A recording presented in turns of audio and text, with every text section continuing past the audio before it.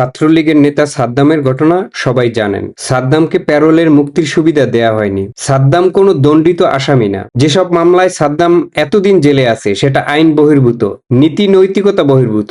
প্যারোলে মুক্তি সাধারণত নির্বাহী আদেশে দেয়া হয়। আপনাদের নিশ্চয়ই মনে আছে, চিহ্নিত রাজাকার দেলোয়ার হোসেন সাইদিকেও প্যারোলে মুক্তি দেয়া হয়েছিল।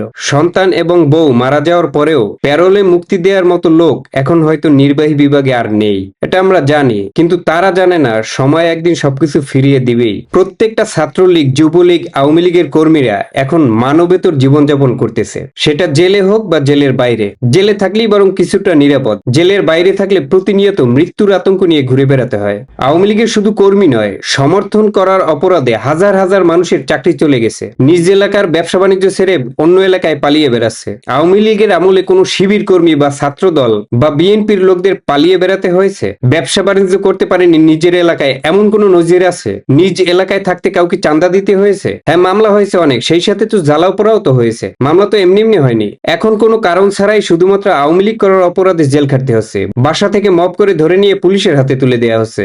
অনেকে ভাবে আওয়ামী লীগ আর কোনোদিন আসবে না।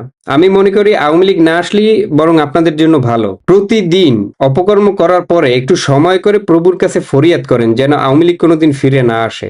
আওয়ামী লীগের সবচেয়ে বড় ভুল ছিল রাজাকারদের সাথে মানবতা দেখানো। এখনো সময় আছে, সাবধান হয়ে যান। এই 1.5-2 বছরে যে অপকর্ম করেছেন সেই অপকর্মের ভুক্তভোগী শুধু আওয়ামী লীগ না, আপনি নিজেও। ধীরে ধীরে সব দেশের দরজা বাংলাদেশের জন্য বন্ধ হয়ে যাচ্ছে। পালানোর সুযোগ আপনারা পাবেন না। বাংলাদেশ অলরেডি একটা জঙ্গি রাষ্ট্র, ব্যর্থ রাষ্ট্র হিসেবে পরিচিতি পেয়েছে। ঢাকা শহরের জন্য মনোরেলটাই পারফেক্ট, এটা মেট্রো রেলটা আসলে উপযোগী নয়। ফ্লাইওভার দিয়ে ঢাকা শহরে 3 কোটি মানুষ থাকে। এই 3 কোটি মানুষের মধ্যে খুব সম্ভব 17 থেকে 20% মানুষ শুধুমাত্র ফ্লাইওভার ইউজ করবে ঢাকা শহরে, আর বাকি সব মানুষ কিন্তু ফ্লাইওভারের বাইরে থাকছে। সো কি পরিমাণ অর্থ ব্যয় করা হয়েছে, আপনি যেরকম পাবলিক রিসোর্স কি পরিমাণ আচ্ছা, এমন কোন লোক কি পৃথিবীর কোথাও আছে যে নিজের দেশের উন্নয়ন সহ্য করতে পারে না?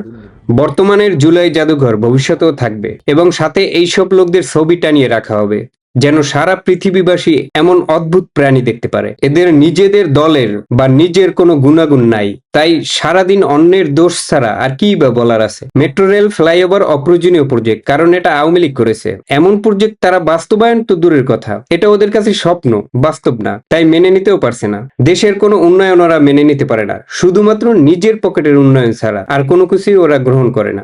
পাকিস্তানের ফাঁদে পা দিয়ে আমাদের দেশের যে সর্বনাশ হয়ে গেছে সেটা আর কোনোদিন কাটিয়ে ওঠা সম্ভব হবে কিনা আমি জানি না। তবে অপরাধী যতই উগ্র হয় ততই তার আয়ু কমতে থাকে।